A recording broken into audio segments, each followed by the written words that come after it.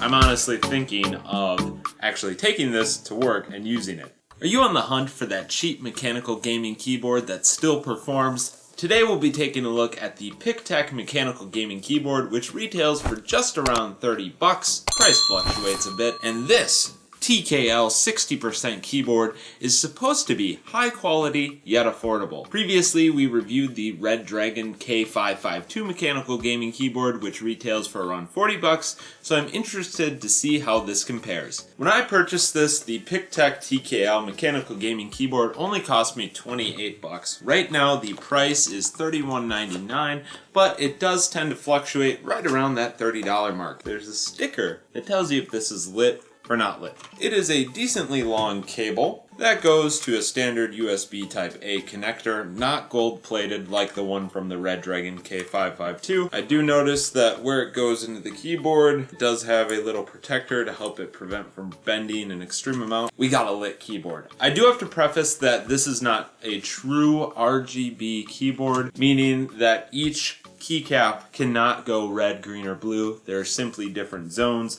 starting with red on this end, yellow, green, and then blue and purple. So it's a spectrum of colors like the rainbow across the keyboard from left to right.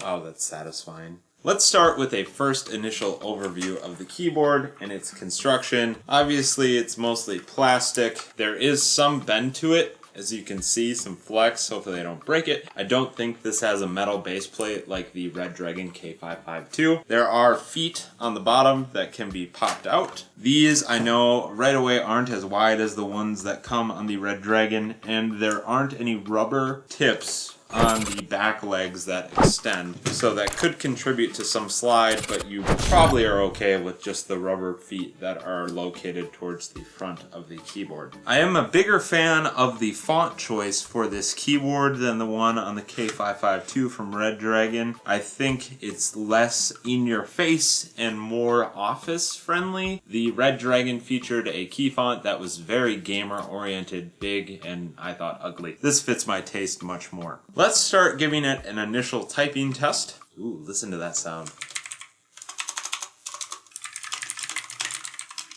Maybe I should do a 24-hour stream of me just typing.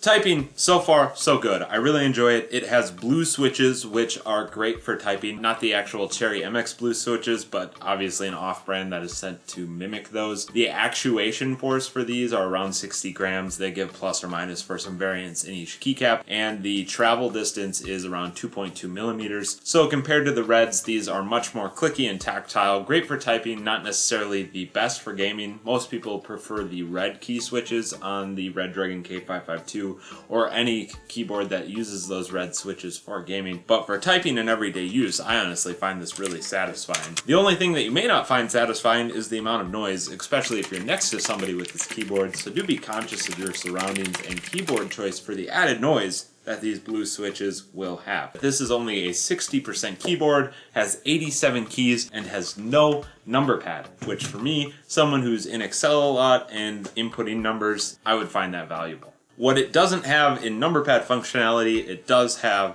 in lighting. There are 27 different lighting modes. I'm not going to go through those all, but using the FN key and then selecting the different lighting modes on the keyboard, some of them which are preset, you can even disable the lights totally. If you use the FN key, you can adjust brightness levels and even the breathing speed of the different modes. In total, 27 different modes that can be configured with the presets that they have on this keyboard. But again, not each individual keycap is RGB, it's simply that spectrum of left to right from the red, yellow, green, blue to purple. Some other notable features are the fact that you can use the FN key with some hotkeys up top to launch Internet Explorer, calculators, etc., and adjust volume. And lastly, you can lock out the Windows key using the FN key and the Windows key to prevent you from hitting that in-game and messing with your victory royale. As you would want and expect from almost any gaming keyboard on the market, this does have 100% anti-ghosting. For most of you purchasing an entry-level keyboard like this, anti-ghosting shouldn't be too big of a problem. Other than that, folks, if you do have any additional questions on this keyboard, please do ask those in the comment section below. If you enjoyed the video, don't forget to drop a like on it and click that subscribe button so you don't miss out on any future content. We do want to review more keyboards as well as PC accessories in the future, so drop those suggestions for products in the comments. As always, folks, thanks for watching. We'll catch you in the next one. Bird out.